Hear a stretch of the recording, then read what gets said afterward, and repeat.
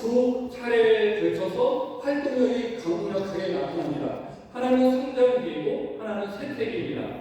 성장기는 성장기니까 당연히 그런 활동력이 강하겠죠.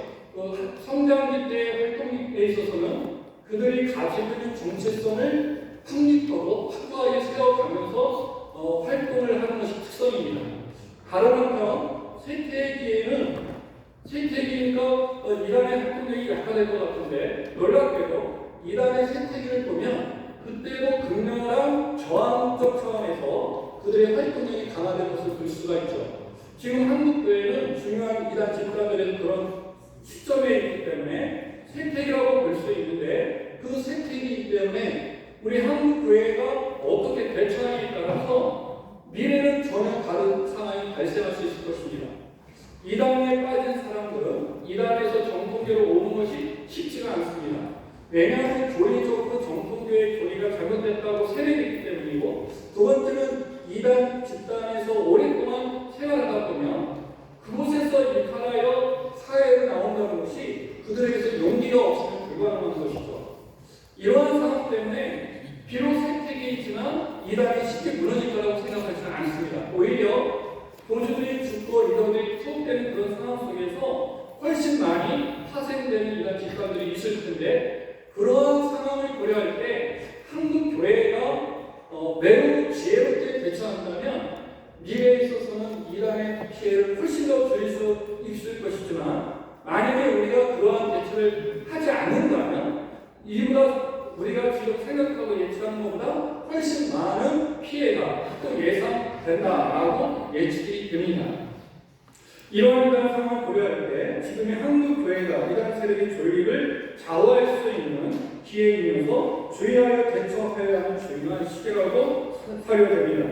현재 한국 교회의 상황입니다. 따라서 한국 교회는 지금 이단 대처에 관심을 더욱 집중하여야 하고 강한 대응 능력을 갖춰야 하며 일시의 차단과 적극적 공세를 취하여야 합니다. 그러면 이단의 쇠퇴를 이끌어낼 수도 있을 것입니다. 그러나 문제는 한국교회 형편이 그러한 준비가 되어 있지 않다는 것입니다. 오히려 예전에 비해 그 능력이나 의지가 부족하지 않나 하는 염려가 있습니다. 지금 매우 중요한 시점인데 한국교회가 연합해서 이단을 대처하면 이단의 세력을 약화시킬 수 있는 절호의 기회인데, 주변 상황을 볼 때 한국 교회가 이단 대처, 이단 방면에 있어서 적극적인 말로는 표현은 그렇게 하지만 실제 행동은 그런 게 나타나지 않는 것이죠. 그렇게 되면 우리 후손들은 또 다른 이단들에 의해서 피해를 볼 것입니다.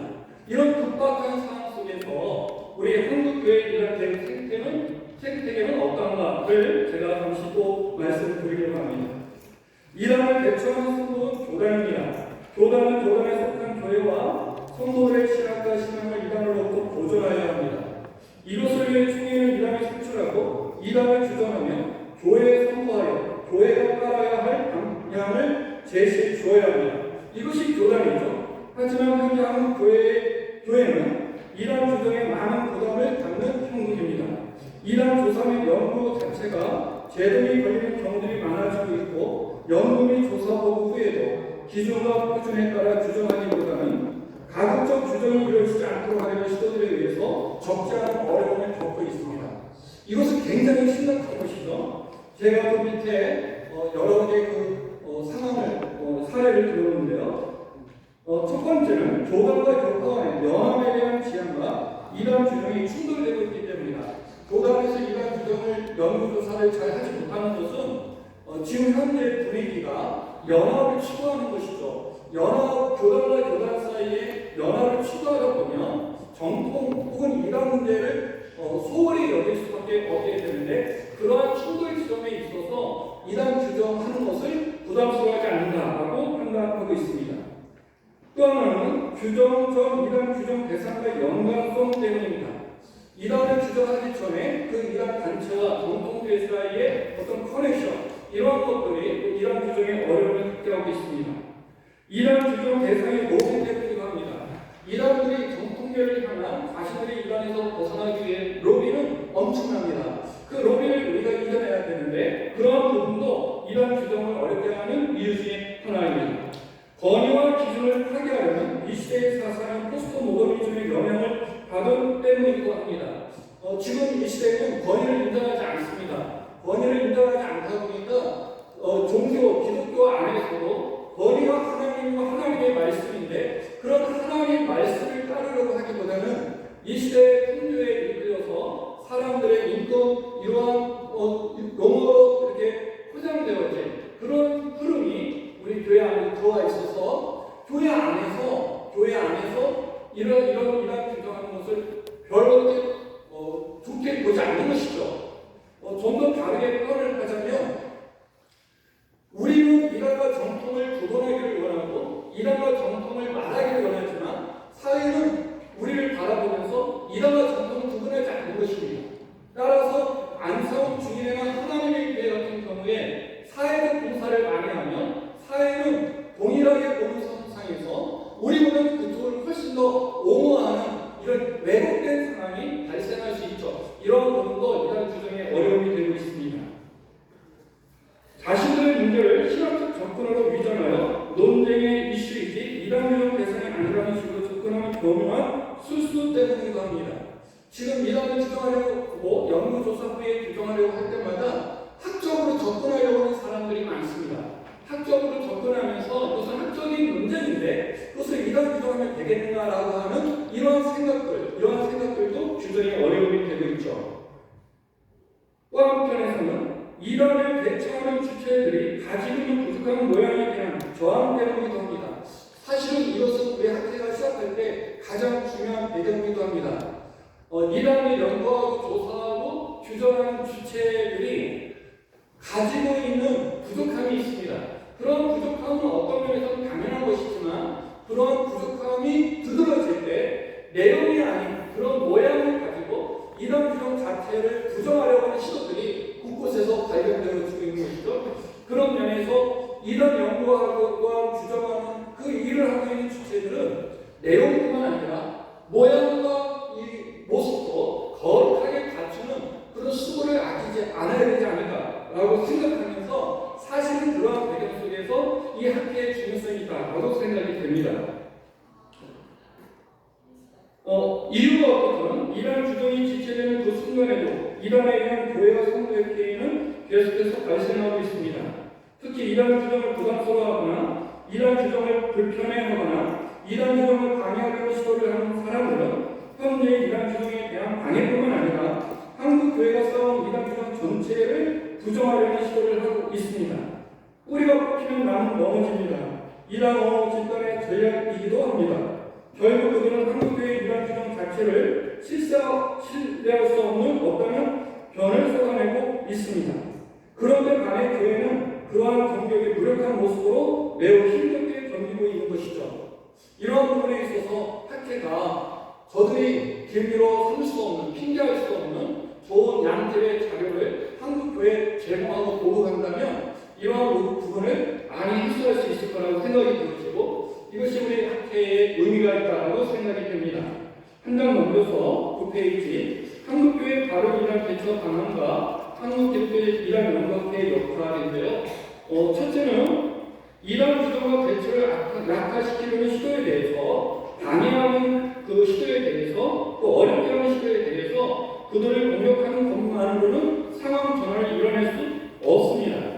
그래서 저들이 틀렸다라고 하는 공격을 하기보다는 저들이 어떤 핑계와 빌미를 삼아서 한국 교단의 이단 규정과 조사를 부정하려고 하는 시도를 하지 못하게 하는 것이 옳다라고 생각이 되는데 그러기 위해서는 교단 간의 이단 규정의 표준이 있어야 될 것이다.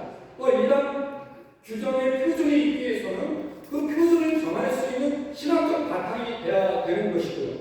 그 신학적으로 바탕하지만 이단 현장과 무관한 것이라면 또 의미가 없죠. 그래서 이단 현장 경험을 가지고 있는 전문가들과 신학적인 조명을 할 수 있는 뛰어난 신학자들이 함께 협력하여서 저들이 핑계할 수 없는 그러한 양질의 자료들을 보고할 수 있으면 이런 문제를 해소할 수 있을 것이다 라고 하는 것이 한 방향입니다.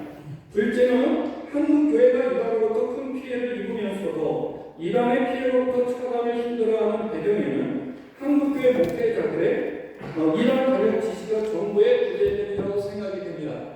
제가 제 주변을 보면 목사님들이 이단을 싫어하는데 이단을 규정하거나 연구하는 것은 불편함을 갖습니다. 왜 그런가 봤더니 이단에 대한 지식이 부족한 것이죠.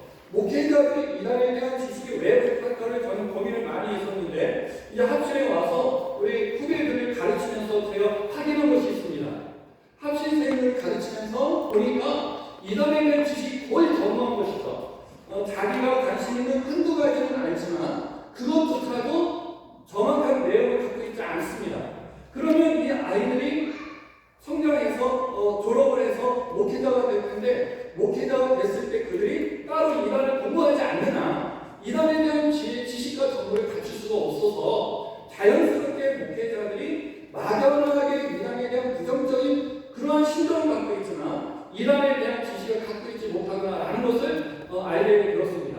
저는 바라기는 아까 우리 교수님께서 설교 때 이단 전문 학과가 생기지 않았으면 좋겠다라고 하셨는데 저는 그건 반대했지만 찬성입니다. 반대가 아니라 이 표현이 찬성인데 각 신학교마다 이단 과목에 하나씩은 개설되었으면 좋겠다라는 바람이 있습니다. 그래서 MDB 과정에서 적어도 이단에 대한 기초와 이단 상담법 정도는 공부를 하고 목회자가 되는 것이 좋겠다라는 생각이 드는데 이번 학회를 통해서 우리 활동을 통해서 그러한 일들이 이루어지면 한국교회에 유익하겠다라는 바람을 갖습니다.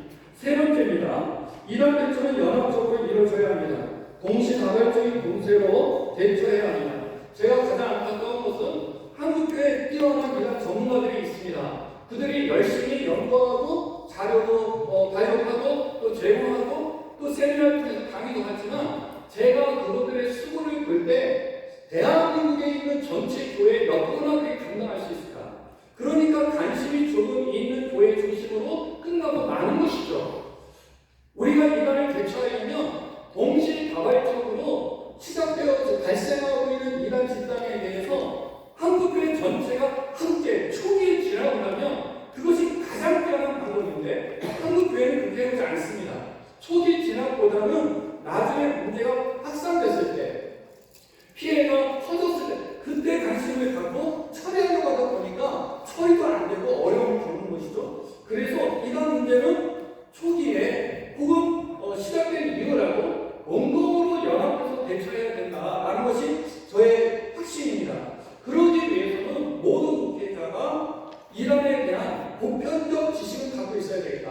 그리고 이단에 대한 자료를 가지고 있어야 되겠다. 그렇게 해서 그러한 지식을 갖고 있고 자료가 제공이 되어진다면 동시다발적으로 전국에서 이단에 대해서 같이 연합하여 대처한다면 이단이 어떻게 지역에서 성장할 수 있을까라는 생각을 하면서 이런 부분에 있어서 그러한 자료들을 아주 뛰어난 자료들을 계속해서 발굴하고 또 정리해서 한국교회에 보급하면 틀림없이 한국교회 이단 문제를 해소하는데 큰 영향력을 가져올 수 있겠다라는 그런 판단이 있어서 이 학회의 목적을 이렇게 삼고 있습니다. 신학적으로 확인된 이단 관련 정보 소재기 교회 보급의 중요성은 제가 방금 전에 드린 말씀으로 계시는고 10페이지에 그 나가는 걸 위에 중간에 보면 제가 잠시 읽겠습니다.